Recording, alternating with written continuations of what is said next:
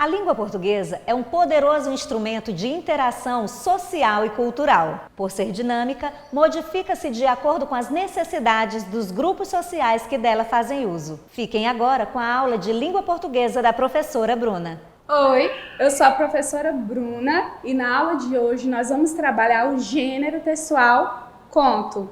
O conto tem a principal característica ser um texto curto. Ele é dividido em prosa, ou seja, é um texto dividido em parágrafos. E se nós formos comparar o conto com o gênero textual romance, a gente vai perceber que ele possui um menor grau de complexidade. E para início de conversa, a gente vai fazer a leitura de um texto da escritora Conceição Evaristo, cujo título é Olhos d'Água. Conto Olhos d'Água, Conceição Evaristo. Uma noite, há anos, acordei bruscamente e uma estranha pergunta explodiu de minha boca. De que cor eram os olhos de minha mãe? Atordoada, custei reconhecer o quarto da nova casa em que eu estava morando e não conseguia me lembrar de como havia chegado até ali. E a insistente pergunta, martelando, de que cor eram os olhos de minha mãe? Aquela indagação havia surgido há dias, há meses, posso dizer. Entre uma fase e outra, eu me pegava pensando de que cor seriam os olhos de minha mãe. E o que a princípio tinha sido um mero pensamento interrogativo, naquela noite se transformou em uma dolorosa pergunta carregada de um tom acusativo. Então eu não sabia de que cor eram os olhos de minha mãe? Sendo a primeira de 7 filhas, desde cedo busquei dar conta de minhas próprias dificuldades. Cresci rápido, passando por uma breve adolescência, sempre ao lado de minha mãe. Aprendi a conhecê-la, decifrava o seu silêncio nas horas de dificuldades, como também sabia reconhecer em seus gestos prenúncios de possíveis alegrias. Naquele momento, entretanto, me descobria cheia de culpa, por não recordar de que cor seriam seus olhos. Eu achava tudo muito estranho, pois me lembrava nitidamente de vários detalhes do corpo dela, da unha encravada do dedo mindinho do pé esquerdo, da verruga que se perdia no meio de uma cabeleira crespa e bela. Um dia, brincando de pentear a boneca, a alegria que a mãe nos dava quando, deixando por uns momentos o lava-lava, o passa-passa das roupagens alheias, se tornava uma grande boneca negra para as filhas. Descobrimos uma bolinha escondida bem no couro cabeludo dela. Pensamos que fosse carrapato. A mãe cochilava e uma de minhas irmãs aflita, querendo livrar a boneca mãe daquele padecer, puxou rápido o bichinho. A mãe e nós rimos de nosso engano. A mãe riu tanto das lágrimas escorrerem, mas de que cor eram os olhos dela? Eu me lembrava também de algumas histórias da infância de minha mãe. Ela havia nascido em um lugar perdido no interior de Minas. Ali, as crianças andavam nuas até bem grandinhas. As meninas, assim que os seios começavam a brotar, ganhavam roupas antes dos meninos. Às vezes, as histórias da infância de minha mãe confundiam-se com as de minha própria infância. Lembro que, de muitas vezes, quando a mãe cozinhava, da panela subia cheiro algum. Era como se cozinhasse ali apenas o nosso desesperado desejo de alimento. As labaredas, sob a água solitária que fervia na panela, cheia de fome, pareciam debochar do vazio do nosso estômago, ignorando nossas bocas infantis em que as línguas brincavam a salivar sonhos de comida. E era justamente nesses dias de parco ou nenhum alimento que ela mais brincava com as filhas. Nessas ocasiões, a brincadeira preferida era aquela em que a mãe era a senhora, a rainha. Ela se assentava em seu trono, um pequeno banquinho de madeira. Felizes, colhíamos flores cultivadas em um pequeno pedaço de terra que circundava o nosso barraco. As flores eram depois solenemente distribuídas por seu cabelo, braços e colo. E diante dela fazíamos reverências à senhora. Postávamos deitadas no chão e batíamos cabeça para a rainha. Nós, princesas, em volta dela. Cantávamos, dançávamos, sorríamos. A mãe sorria de uma maneira triste e com um sorriso molhado. Mas de que cor eram os olhos de minha mãe? Eu sabia desde aquela época que a mãe inventava esse e outros jogos para distrair a nossa fome. e a nossa fome se distraía. Às vezes, no final da tarde, antes que a noite tomasse conta do tempo, ela se sentava na soleira da porta e juntas ficávamos contemplando as artes das nuvens no céu. Umas viravam carneirinhos, outras cachorrinhos, algumas gigantes adormecidos e havia aquelas que eram só nuvens, algodão doce. A mãe então espichava o braço que ia até o céu, colhia aquela nuvem, repartia em pedacinhos e enfiava rápido na boca de cada uma de nós. Tudo tinha de ser muito rápido, antes que a nuvem derretesse e com ela os nossos sonhos se esvaecessem também. Mas de que cor eram os olhos de minha mãe? Lembro-me ainda do temor de minha mãe nos dias de fortes chuvas, em cima da cama, agarrada a nós. Ela nos protegia com seu abraço e com os olhos alagados de prantos balbuciava rezas a Santa Bárbara, temendo que o nosso frágil barraco desabasse sobre nós. E eu não sei se o lamento o pranto de minha mãe, se o barulho da chuva, sei que tudo me causava a sensação de que a nossa casa balançava ao vento. Nesses momentos, os olhos de minha mãe se confundiam com os olhos da natureza. Chovia, chorava, chorava, chovia. Então por que eu não conseguia lembrar a cor dos olhos dela? E naquela noite a pergunta continuava me atormentando. Havia anos que eu estava fora de minha cidade natal, saíra de minha casa em busca de melhor condição de vida para mim e para minha família. Ela e minhas irmãs tinham ficado para trás, mas eu nunca esquecera a minha mãe. Reconheci a importância dela na minha vida, não só dela, mas de minhas tias e de todas as mulheres de minha família. E também, já naquela época, eu entoava cantos de louvor a todas as nossas ancestrais, que desde a África vinham arando a terra da vida com as suas próprias mãos, palavras e sangue. Não, eu não esqueço essas senhoras, nossas iabás, donas de tantas sabedorias, mas de que cor eram os olhos de minha mãe? E foi então que, tomada pelo desespero, por não me lembrar de que cor seriam os olhos de minha mãe, naquele momento resolvi deixar tudo e no dia seguinte voltar à cidade em que nasci. Eu precisava buscar o rosto de minha mãe, fixar o meu olhar no dela, para nunca mais esquecer a cor de seus olhos.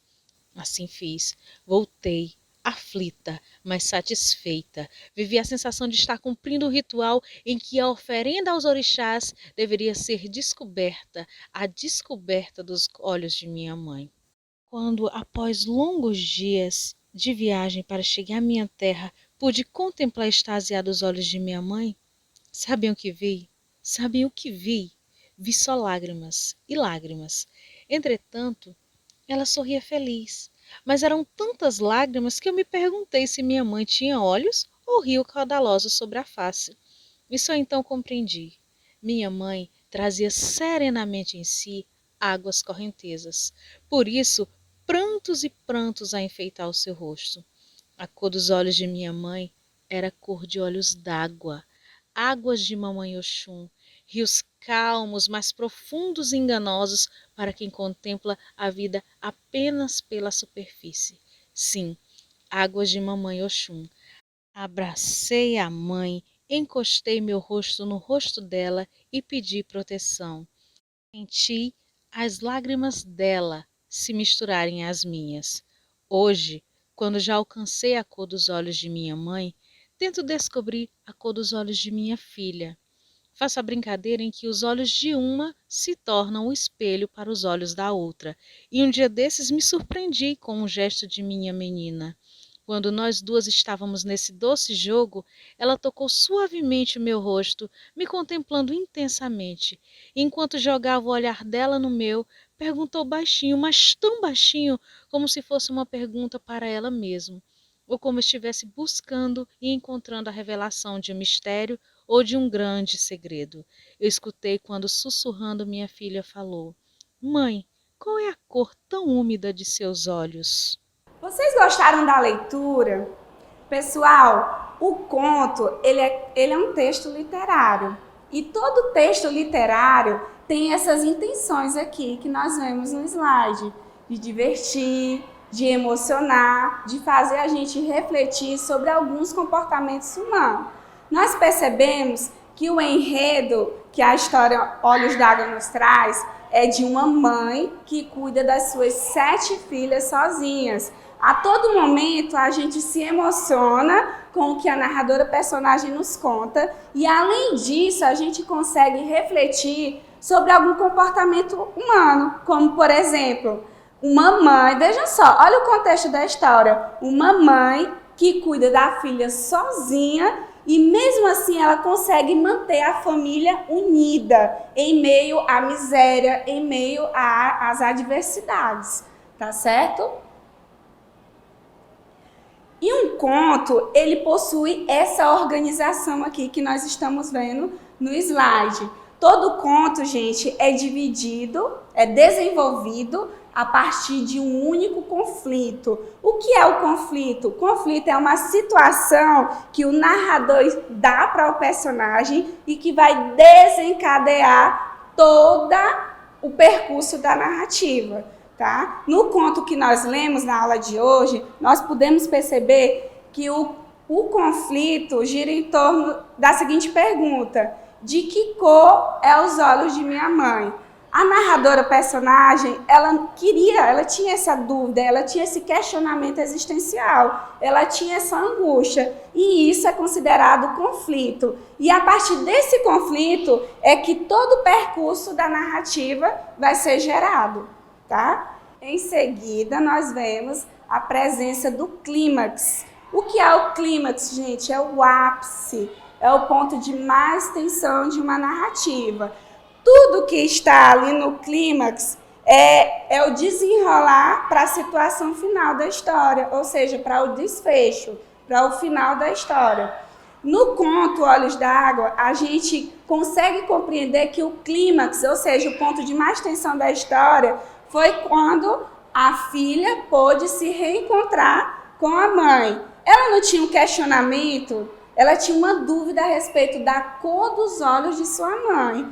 E essa dúvida foi ser sanada, essa dúvida acabou no momento do reencontro. No reencontro, ela pôde perceber, finalmente, que a cor dos olhos de sua mãe era cor de olhos d'água. Por que cor de olhos d'água? Porque aquela mãe sofredora sempre carregava consigo os olhos lacrimosos, tá certo?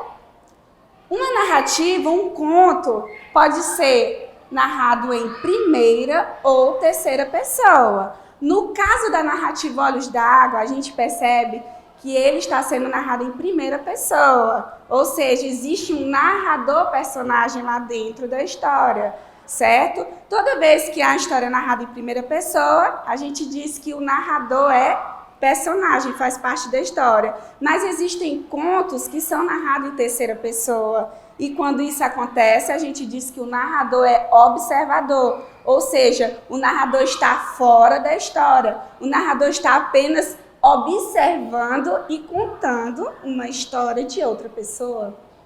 Tá?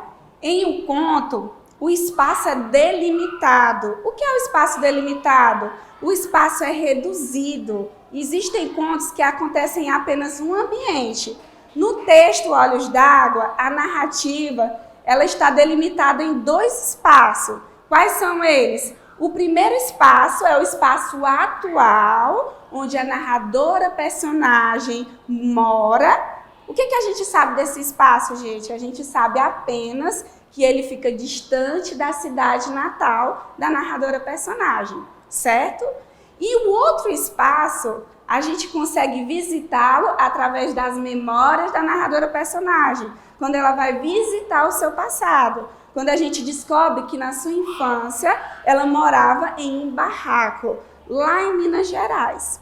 E nós temos o tempo também. O tempo dentro de uma narrativa, dentro de um conto, ele pode ser cronológico, assim como pode ser psicológico. O tempo cronológico é aquele tempo do relógio marcado.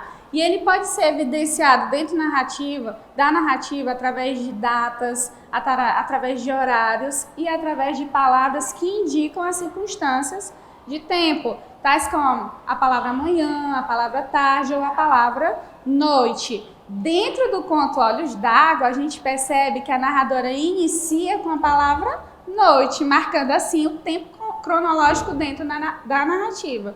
No entanto, Dentro desse conto, a presença maior é do tempo psicológico. O que é o tempo psicológico? É aquele quando o narrador-personagem retoma as suas memórias através das lembranças.